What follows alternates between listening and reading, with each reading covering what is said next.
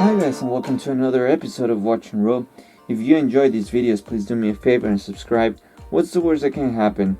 The odds are that you're simply not gonna miss further content that can potentially be of your interest. Today we're gonna take a quick look at the Casio Protrek PRW6000Y-1ACR. If you don't know well about this Protrek line, these watches are designed for outdoor activities. Let's take the measurements out of the way. First, from the crown to here is at 52mm. If you consider only the bezel, is gonna be 43mm.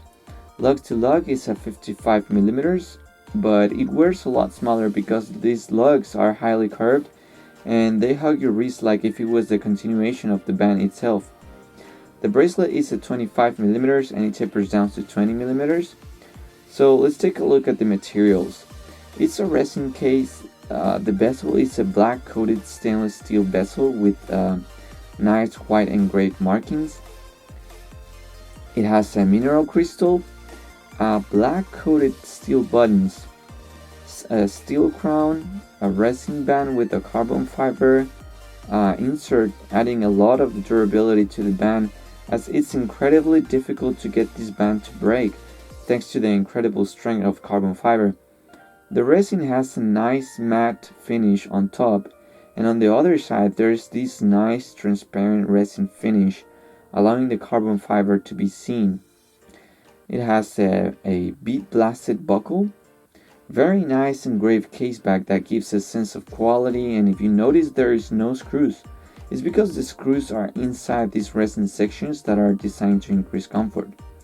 As you can see, the strap is held to the case by a shaft that you can remove with a flat screwdriver. Maybe more difficult to get out, but I would argue this shaft is stronger than regular spring bars found on conventional watches, simply because the shaft is thicker and it has no weak points such as the spring bar, where the weak point is on the thinner sides. Take a look at this dial. Some dials are beautiful, others are sharp and slick. This dial is just straight cool. This is one of my favorite parts of the watch. I feel it's busy, yes, but it's not unbalanced busy. The hour markers and hands have good proportions.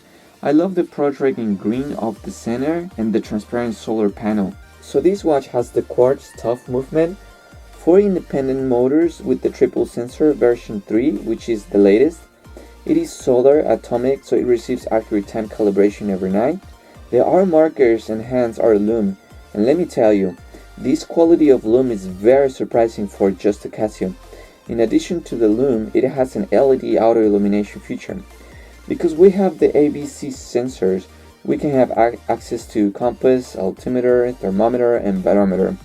One thing I would like to mention is the quality of this watch. It feels of quality, alignments are spot on this watch, and this second hand hits the markers fairly well. It is low temperature resistant to -10 Celsius. It is a 100-meter water resistant, so you will have no problems with this watch getting it wet. It has the Smart Crown. The Smart Crown is an ingenious system that gives you control to the functions of the watch, and it works in a similar way like a screw-down crown, but without the long thread. Instead, it has a small thread, making the crown to have a good pressure contact with the seal with just half a turn of the crown. It also has the auto hand position correction in case the hands get out of place. There is an LED alignment technology that allows the hands to find the correct position even after exposing the watch to extremely high levels of magnetism. Moving on, it features a hand concealment feature, meaning that when you switch modes, the hands will momentarily get out of the way, allowing you to see the display. Let's go to the modes. So right now what you're looking at is your home screen. Press the mode button and we get our barometric reading. As you can see right here is 1015, which is 1015 hectopascals, and a graph on the left side of the screen, so you get a visual representation of the changes in barometric pressure in the last hours. A line going up indicates an improvement in the weather, and if it goes down, it means the weather is getting worse, indicating possible rains and thunderstorms. It also has a feature where the watch will go off in case there's drastic changes in barometric pressure that you can activate with this button. By the way, once you are in any mode, you can change the settings by opening the Smart Crown. As you can see in the barometric mode, you can change the units or any other settings by utilizing the Smart Crown. Press the mode button one more time and now we are on the temperature mode. Again, if you want to change any settings such as the unit of measurement or the temperature itself, simply open the crown. Press the mode button once more and now we are on recall mode. This is where you have access to all your altimeter records, the sense maximums, minimums, and the date. Next is the stopwatch. This is a regular stopwatch with split times and everything, and it can go up to 7 days if I'm not mistaken. Next mode is the timer. If you want to adjust it, simply pull out the crown and you can go up to 1 hour. By the way, another feature of the watch is if you want to fast forward with the smart crown, you can turn it fast twice. Press the mode button once again and we have 5 alarms. The next mode is the world time, and in this mode you have access to all the time zones in the world on the bezel that are indicated by the second hand.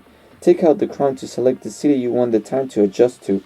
After that, it is the receiving mode where it tells you when was the last time the watch received atomic calibration, and you can manually initiate radio wave reception. After that, you are back to the home screen. Comfort on this watch is very great for its size, but unfortunately it was too big and I sold it. Nevertheless, it was a very great watch with such a feeling, and I had some great experiences with the watch, but I had to let it go to the size. But even for the size it was wearing very small, my bet is that if you don't have small wrists, you can definitely wear this watch. Alright guys, that's all for now. Let me know what you think. Without anything further, I'll see you in the next one.